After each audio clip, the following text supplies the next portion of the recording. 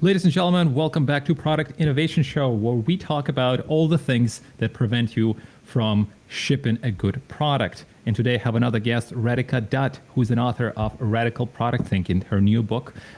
It's the new mindset for innovating smarter. She's an MIT grad with a bachelor's and master's degree in electrical engineering, speaks 9 languages, currently learning her 10th, believe it or not. She's an entrepreneur and product leader. Radhika, welcome to the show. Thank you for coming. Thanks so much for having me on, Sergey. I'm happy to be here. Do you really hate Google Translate?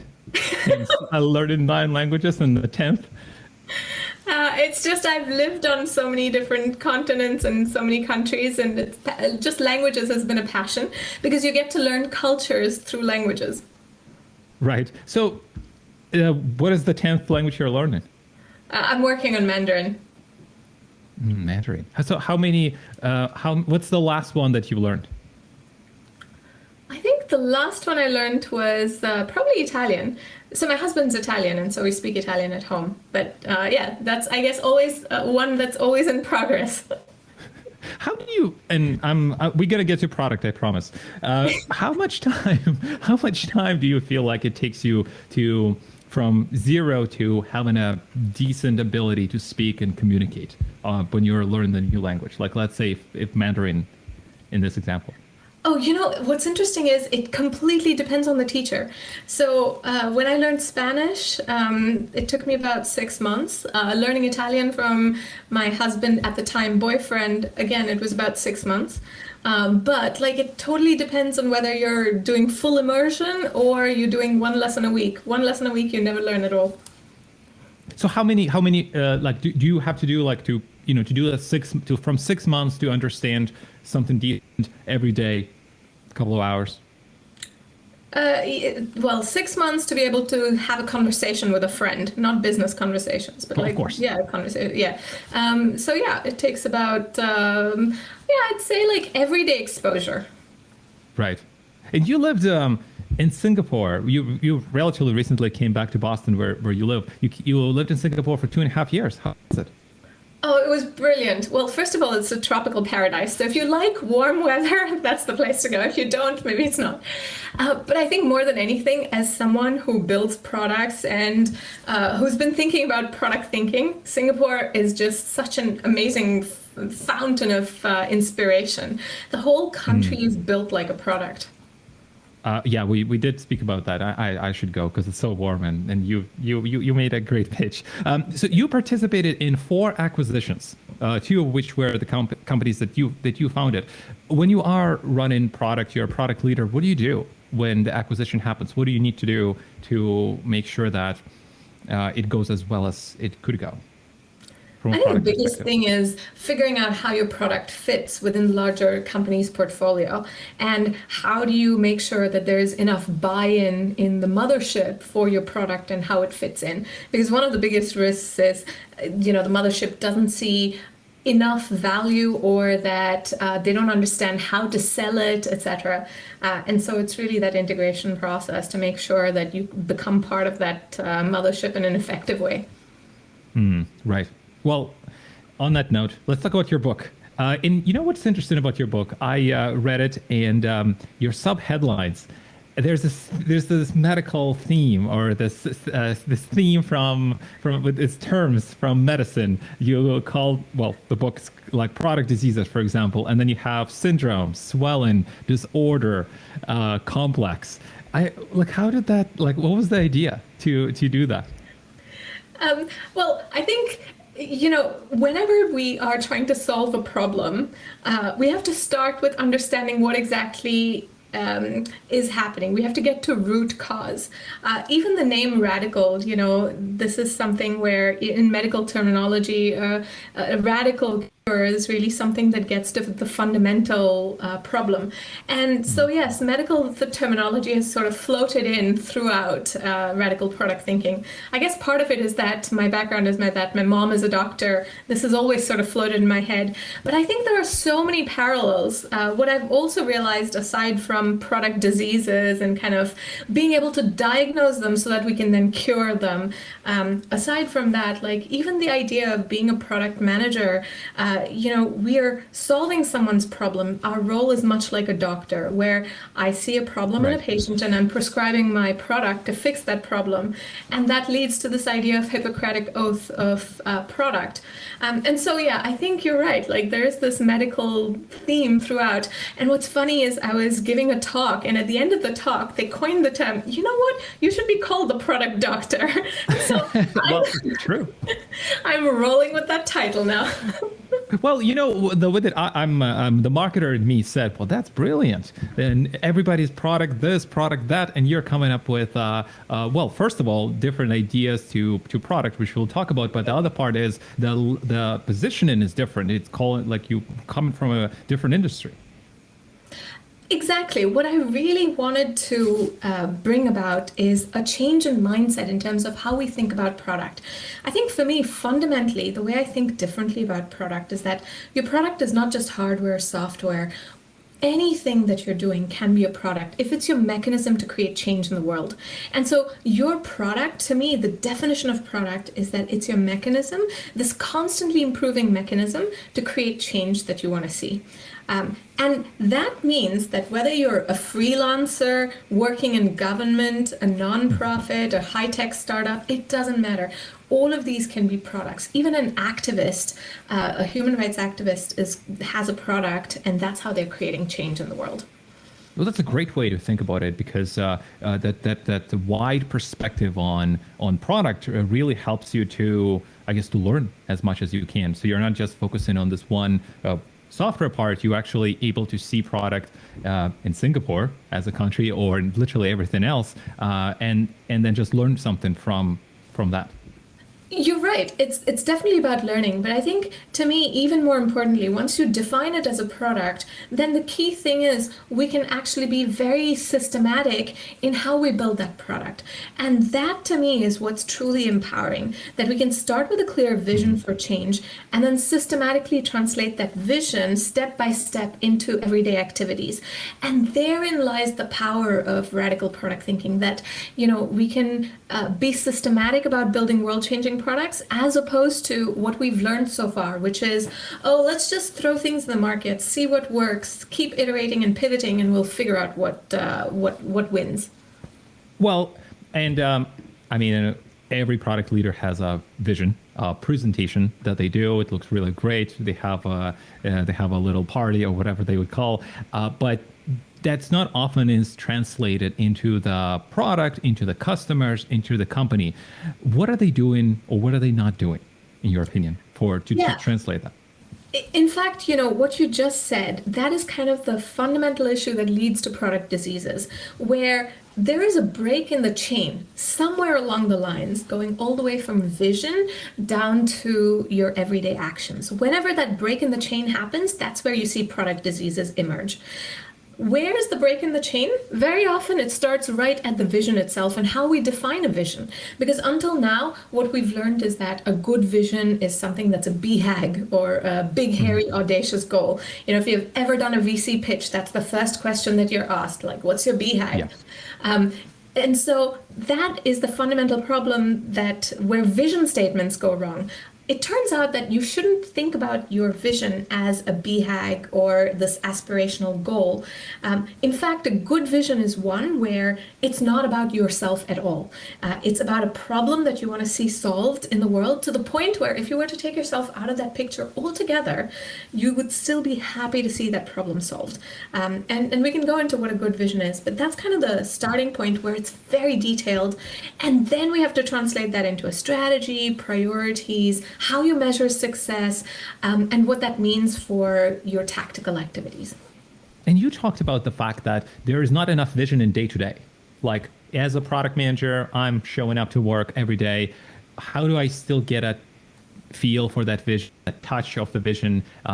Obviously, you're in the product, you're in the building process, but like, what do you need to do to still keep one finger at least on that vision as a PM, as a team member?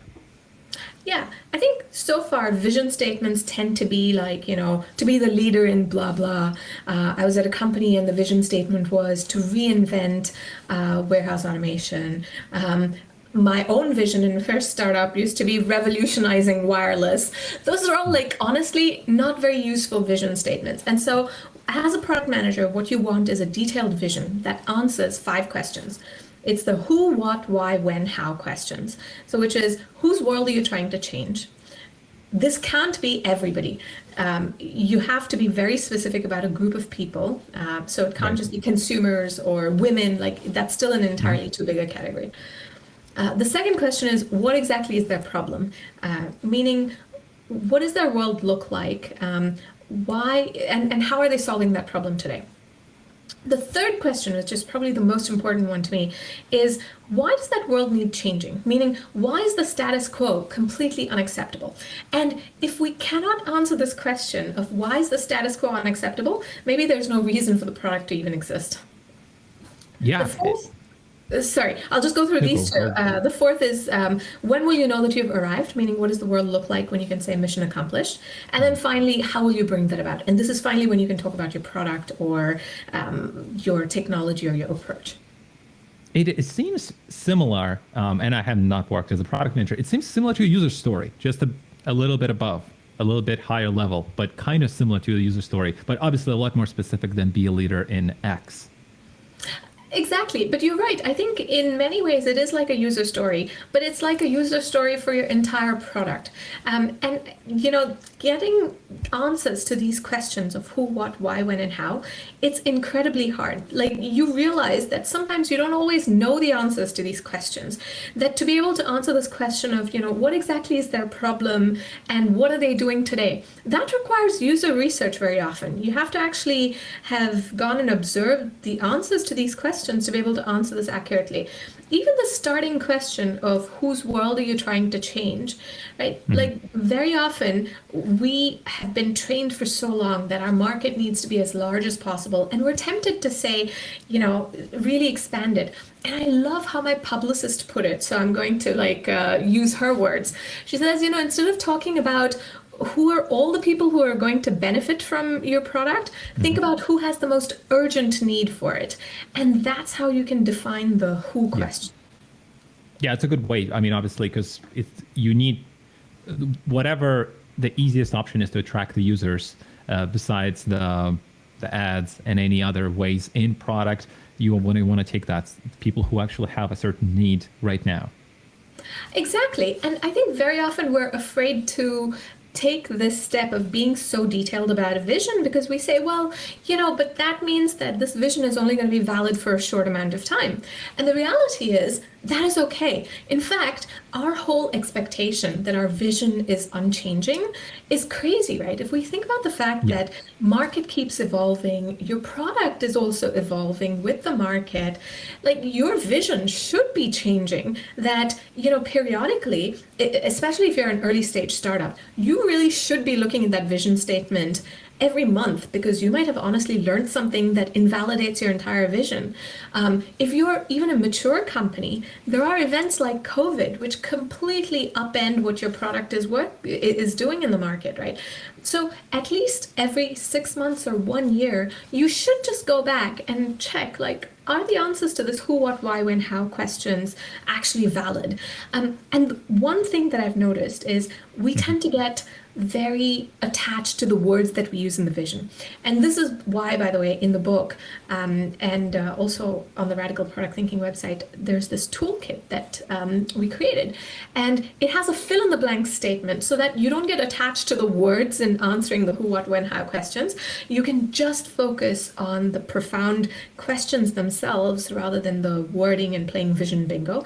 And that really helps create that alignment and the ease of writing this vision without like spending, you know, half a day in an offsite to do it. Yeah, I was going to ask you, so if, let's say, I mean, sometimes super hard to answer, like you said, those questions, what do you obviously do the market research, you talk to the people, but what else should you do to answer that question? Do you put a hypothesis in? Maybe there's some degree of guess. Maybe it's something else that you do at first to put that this is our vision V1, so to say. Yeah, I think the vision, we should always think about it as a hypothesis. It's our best guess at any given time. But one good test for your vision, right, is when you write this vision, actually you should be able to share this with your customers. You should be able to present this to your customers and say, this is what we think is the vision. This is why we think the status quo is unacceptable.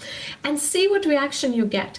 Like if you've written a good vision that resonates with customers, then you know you're onto something. If, on the other hand, this really doesn't resonate with customers, you can go back and kind of address it. But that's a really good starting point in a test. I was going to ask you, what's your take on Steve Jobs, which is no market testing, not talking to users? Well, this we know the best versus let's just only focus on the user testing. See, actually, that is the biggest myth, that they did not do user testing. So they did a lot of user research and absolutely did user testing. What he was specifically saying is that you cannot ask users what they want. We have to deeply understand their need as opposed to asking them what they want, right? And therein lies the difference. I think when we think about customer feedback, the analogy I like to give is it's like being in a car and rolling down your windows to ask someone for directions. You have to know where you want to go before you can ask someone for directions.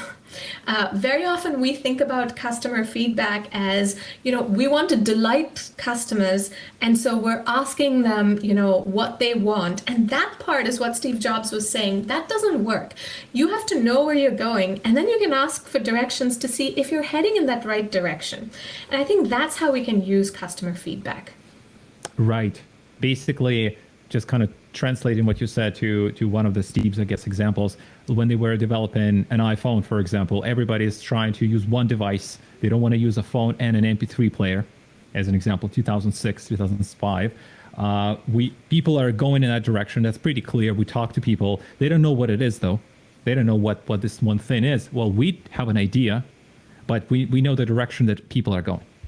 Exactly. And then you can test, is that direction that we defined and that destination, is that actually working for users? And so you can't expect users to come up with that end state and say, oh, come up with the iPhone. It's more that if you have this idea in your mind that, oh, it could be this one device that does this and this, and oh, you can interact with it using your fingers, then you can present that to users and say, hey, try using this. What do you think? Like, am I heading in the right direction? And that works. Exactly.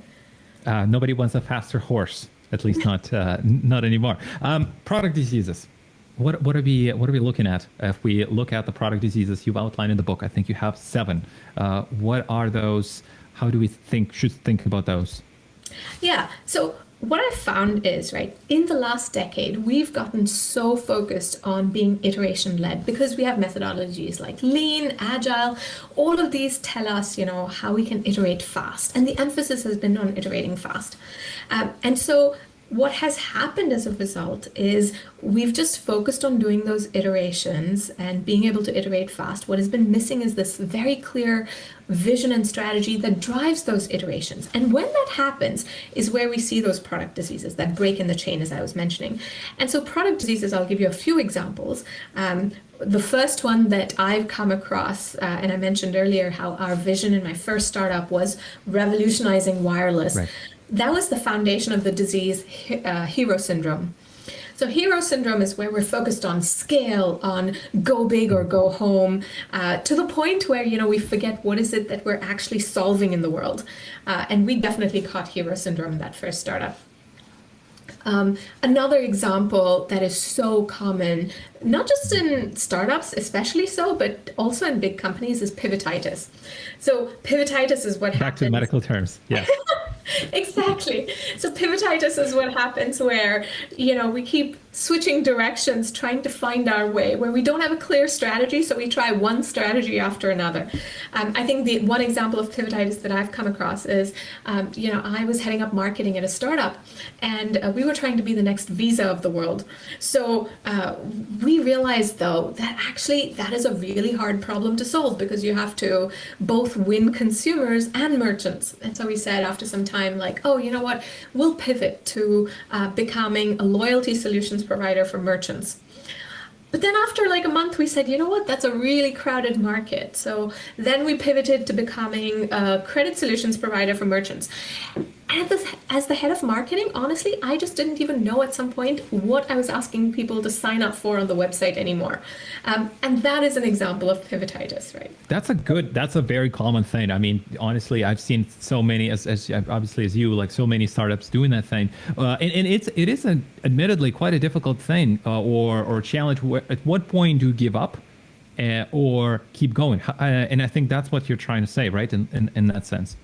Yeah, exactly. So I'm not saying pivoting is bad altogether, but what happens is we kind of pivot directions without really defining what did we learn, what are we going to do next, and why are we doing that? And so if I go back to this vision that I talked about, right, that fill in the blank statement that describes your who, what, why, when, and how, if you're deciding that you need to pivot, hold up that vision statement and say, okay, here's what we learned is wrong about what we wrote to these answers. Here's what we think is the next hypothesis that we have. And to fit and to test this next hypothesis, here's what we're pivoting to. That in itself, right, is a very deliberate pivot where you're bringing the whole team with you on the journey. Now it would, as the head of marketing, for example, I would now know, okay, here's the new group of people I'm targeting. Here is why we're targeting them and what we're going to say to them. Like all of this, pivoting just without that sort of clarity is where you start to lose people, and it's demotivating for teams, and it's confusing for customers. How did you pivot with the visa example that you just described? Obviously, you did it for a month, and then after that, do you define we're going to try to be a loyalty partner, a loyalty company, and then do you define the vision and define the kind of metrics you want to hit, or not quite? I think it is really useful to go through that whole process, right, of what is the metrics that you want to hit, etc. But in that particular example, I think the first step is you've redefined what your vision is, but sometimes, you don't even know what are the right metrics that you should be hitting. So it's not so much of setting targets. It's more of a question of how will you know if your approach is working? Which is a great question, which is probably one of the most important things. Which is more important than setting targets, in fact. And so what you need is a vision, but then translating that vision into a strategy. So what I mean by strategy is where we answer 4 questions. And in the radical product thinking way, the mnemonic, which is easy to remember, is radical or RDCL. So R is for real pain points. So meaning, what is the pain that makes someone come to your product?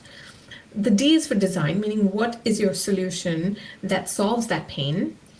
The C is for capabilities, which is what's your special sauce, the infrastructure, partnerships, etc., that allows you to deliver on that design.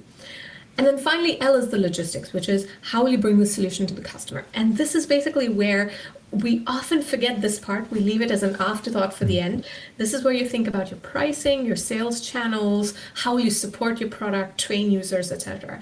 Very often we think, oh, I'll first build a product, then I'll think of how I'll support it. Or how I'll monetize it. Yeah. Right. Go on. No, keep going. Okay. So when you are thinking about how will I measure success, the idea is for every element of your RDCL that you've defined, you can then treat that as a hypothesis. Each of those elements of your RDCL that you've defined are hypotheses, and you can decide what metrics will help me validate if this approach is working or not. And that part is really helpful to measure so that you can then say, okay, I feel like this is not working, and here's why we need to pivot. So going through the cycle of what have we learned from the vision, how is our strategy changing, and as a result, how will we measure whether the strategy is working, really helps you define what your iteration is going to look like and brings people with you on the journey. And honestly, people will think, oh my gosh, this is going to take me so long. I don't have time for strategy. I just want to execute and figure it out. Very common. Exactly. And this is where, execution feels like you're on this galloping horse. It feels wonderful and thrilling. It feels like you're going somewhere, even if you're going in the wrong direction. Or in circles. Oh, we're going faster. But Exactly. And so this is why it's so important to take a step back. And it doesn't take long to answer these questions. At least you're kind of setting the direction, then you can go off galloping. And that would be qualitative and quantitative data, right? Qual and quant, like it's both. Exactly. And it helps you value the qualitative data as well when you're thinking about this in terms of a strategy being a hypothesis, and how will you try it, how will you know if it's working. Right. Quick thought from you, Radhika. Dangers of following one framework. There are a lot of people who would find one ultimate, quote unquote, ultimate framework. They would follow it to the T. I think rather than frameworks, right, I wrote this book thinking about this as a philosophy. What I really want us to do, and this is where I think is the danger with frameworks, is very often with frameworks, we're just giving people tools and like a physics formula. You know, I tell you, this is how you calculate this particular answer, just use the formula F equals mass times acceleration, right? But that's, instead of just giving you this formula, which only applies under certain conditions, what we really want is deriving things from first principles, like really understanding what we're doing. So I look at frameworks as giving people formulas, and this is the philosophy behind it. So my book is more about sharing that philosophy so that we know why we're doing what we're doing, and we build an intuition for product as opposed to using frameworks to follow a recipe. This gives you kind of the tastes and ideas of how you're going to put things together.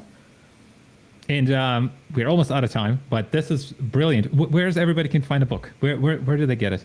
If you're in the US, you can get the book from Amazon, Barnes & Noble, or any local bookstore. If you're international, you can get it from Book Depository, which has free shipping to most countries. Last question, let's see if you have an answer. Your most hated product. This is a bonus question, and that could be anything, any kind of product that you came across. This is a particularly hard question to answer. There are just so many choices. That's why it's the last one. But okay, before I answer this, maybe I'll say why there's such a wide choice. This is because so many of our products create collateral damage to society, what I call digital pollution. And I think we can talk about this on a whole different podcast. We should. And I think what happens is, when we're iteration led, just optimizing for metrics, we often forget what our products do to society. There are some big polluters, just like in environmental pollution. You have the oil giants, you have some big tech products, like you have Facebook and so on, that create digital pollution. But the reality is that every one of us in our products creates some level of collateral damage. So I can give you a couple of examples rather than talking about which product I hate the most. Maybe I'll share a couple of examples of how we create this digital pollution. That was supposed to be just a fun question, but no, for sure. Talk about that, because I know it's a big part of the book which we didn't cover, and then we'll do the fun part. You were really holding me to the thing of the worst. I'm very curious. I want to see what you're going to say. So digital pollution. Well, actually, let's save that for the next podcast. But okay, I will ask you. Give the listeners a preview, Radhika. Like digital pollution. I mean, you talked a little bit about it, but what should they expect us to talk about? Yeah. So, just like in environmental pollution, we've learned to identify air pollution, soil pollution, etc. We need to learn to identify how we're creating digital pollution. And there are 5 types that I talk about in the book. So it's the first is creating more inequality in society. The second is creating ideological polarization, eroding privacy, eroding the information ecosystem. And the last one is hijacking attention. These are 5 types of pollution that we'll get into in a future one. But if we look at a digital giant like Facebook, they do all of the above. And maybe one other product that I'll mention is a math game called Prodigy, which creates inequality, for example, in how kids learn math. So those are a couple of examples of just maybe at big levels or small levels, that we're all creating pollution. And I don't mean to pick on these examples just as a few companies, because the reality is we're all creating digital pollution to some extent. And each of us has the responsibility to think about how we can minimize that digital footprint. Oh, we have to pick somebody to to talk about it. That sounds Well, wonderful. okay, so if you maybe you can name one weird product that you come across that's just like, oh, I don't understand, what is this thing? Okay, that one I can share. I was walking by in Singapore and I see this big vending machine, and it's salmon, Norwegian salmon that you can get from this machine, and they call it the salmon ATM. I love it. I thought this was the weirdest product. Like, who has this desperate need for salmon? Let me go get to this ATM and get salmon. Well, you're in Asia. Oh, that is probably my favorite part of these examples. Excellent. Radhika, well, this was a lot of fun. Well, thank you for coming. Thank you for sharing all this. We are definitely going to do this part 2. And you guys know where to find the book. It's on Amazon. We're going to put all the links for you for international, and if you're in the United States or in Canada. And we'll be back with Radhika for part 2 for this conversation. Looking forward to it. Thanks, Sergey.